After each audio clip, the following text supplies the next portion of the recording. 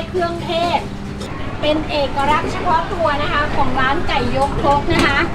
ย่างของร้านไก่ยกครกแล้วจะติดใจทุกคนนะคะ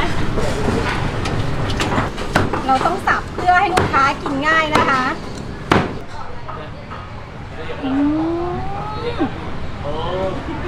แซ่บ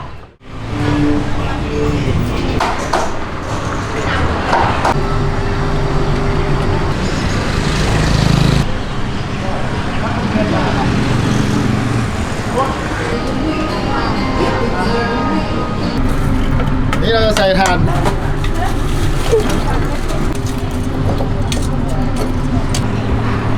สวัสดีค่ะตอนนี้นะคะเราอยู่ที่ร้านไก่ยกครกนะคะร้านอาหารอีสานสุดแซ่บสุดนัวนะคะวันนี้นะคะเราจะพาไปดูสำหรับเมนูไก่ย่างนะคะซึ่งเป็นเมนูซิกเนเจอร์ของทางร้านไก่ยกครกค่ะไก่ย่างของเรานะคะก่อนการที่จะเอาขึ้นหมักในเตาย่างจะต้องผ่านการหมักมาแล้ว12ชั่วโมงนะคะนี่เลยนะคะน้ำหมักที่มีเครื่องเทศสมุนไพรอัดแน่นนะคะผ่านการหมักมาแล้ว12ชั่วโมงแล้วก็อยู่ในอุณหภูมิของความเย็นไก่ย่างนะคะก่อนที่จะเอาขึ้นย่างนะคะจะต้องหมักด้วยเครื่องเทศเพื่อให้เนื้อไก่ด้านในมีความกลมกล่อมเพื่อเอาไปย่างแล้วกินกับส้มตำเมนูลาบก้อยเมนูอาหารอีสานซอยจู๊ซกเล็กนะคะจะได้อร่อยนะคะมีความแซ่บเป็นเอกลักษณ์เฉพาะตัวนะคะของร้านไก่ยกครกนะคะที่สำคัญนะคะร้านไก่ยกครกของเราจะย่างด้วยเตาถ่านจะทำให้ไก่ย่างของเรามีเอกลักษณ์เฉพาะตัวไก่ย่างของเรานะคะจะใช้ระยะเวลาในการย่างประมาณ1 ชั่วโมงครึ่งที่ได้ลองไก่ย่างของร้านไก่ยกครกแล้วจะติดใจทุกคนนะคะกินไก่ย่างกับข้าวเหนียวแกงเผ็ดแกงหน่อไม้ซกเล็กลาบเลือดนะคะลาบเป็ดนะคะหรือเมนูซอยจุบักใหญ่นะคะตำป่าตำดองแดงซึ่งที่ร้านก็จะเป็นประเภทตำเส้นสดนะคะเส้นของเราจะมีความเหนียวนุ่ม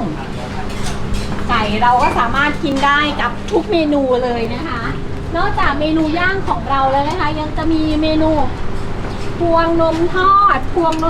นมย่างนะคะเมนูใกล้จะสุกแล้วนะคะสำหรับ2หีบนี้เราก็จะใช้เหล็กอย่างนี้ค่ะจิ้มเพื่อให้ไก่ด้านในสุกด้วยหนังข้างนอกก็จะได้กรอบนะคะประมาณ1 ชั่วโมงถึง1 ชั่วโมงครึ่งย่างด้วยเตาถ่านที่มีกลิ่นหอมนะคะ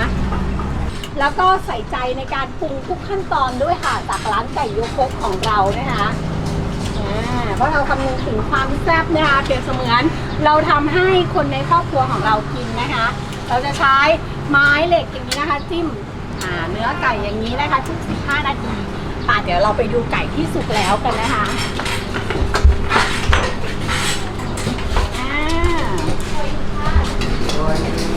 นี่ค่ะไก่ที่สุกเรียบร้อยแล้วนะคะตัวใหญ่ๆเหลืองๆหนังกรอบๆเนื้อนุ่มๆจ้าเราต้องสับเพื่อให้ลูกค้ากินง่ายนะคะสับเป็นตัวอย่างนี้เลย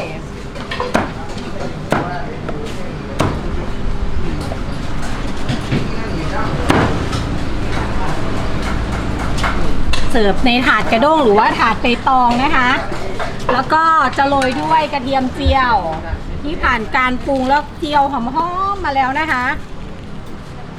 โรยด้วยพริกไทยสำหรับใครไม่กินเผ็ดก็สามารถแจ้งได้นะคะว่าไม่เอาเผ็ดหรือว่าไม่โรยพริกไทยแน่ๆนี่ค่ะที่มาของร้านไก่ยกครกเนี่ยก็จะนี่เลยค่ะเสิร์ฟน้ำจิ้มด้วยไก่ย่างแล้วก็จะมีครกอย่างนี้นะคะน้ำจิ้มของเราเป็นน้ำจิ้มที่มีรสชาติเปรี้ยวหวานเมื่อนำไก่นะคะกินกับน้ำจิ้มจะบอกว่าเข้ากันแซ่บเป็นอย่างดีนะคะนี่ค่ะที่มาของร้านไก่ยกครก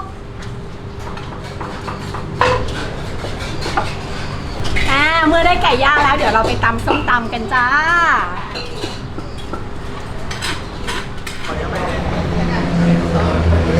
สวัสดีค่ะตอนนี้นะคะเราอยู่ที่ร้านไก่ยกครกนะคะร้านอาหารอีสานสุดแซ่บสุดนัวท ที่เป็นศูนย์รวมอาหารอีสานเกือบ 200 เมนู จะบอกว่าเรายกความแซ่บความนัวแบบนี้นะคะ มาจากจังหวัดอุดรธานีเลย ไม่ว่าจะเป็นน้ำปลาร้านะคะ สูตรอาหารอีสานแซ่บๆนะคะ ตอนนี้นะคะเราก็อยู่กับเมนูไก่ย่างค่ะนิดนึงเต็มไม่ได้ค่ะ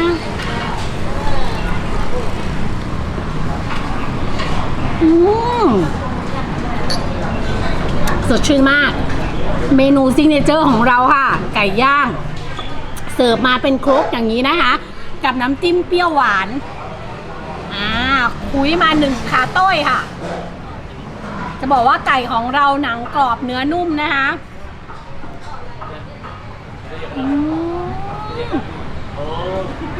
แซ่บ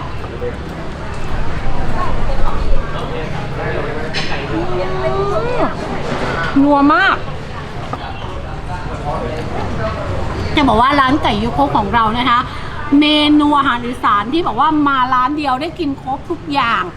ลาบก้อยซกเล็กลาบเลือดส้มตำเส้นสด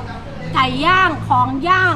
อ่อมนะคะแกงเห็ดแกงหน่อไม้นะคะมาที่เดียวได้กินครบรวมทั้งนะคะวัตถุดิบจะบอกว่าสดใหม่ทุกวันราคาย่อมเยาวมากที่นี่เลยค่ะร้านไก่ยกครกนะคะตอนนี้นะคะเรามีอยู่2 สาขาค่ะคือที่จังหวัดระยองแล้วก็ที่พัทยานะคะพัทยาจะตั้งอยู่เทพประสิทธิ์11นะคะสามารถมาแซ่บมานัวกันได้ไม่ต้องไปกินไกลถึงอีสานค่ะมาที่ไก่ยกครกจังหวัดระยองแล้วก็พัทยานะคะได้กินแบบนี้เหมือนคุณไปกินที่อีสานเลยจ้า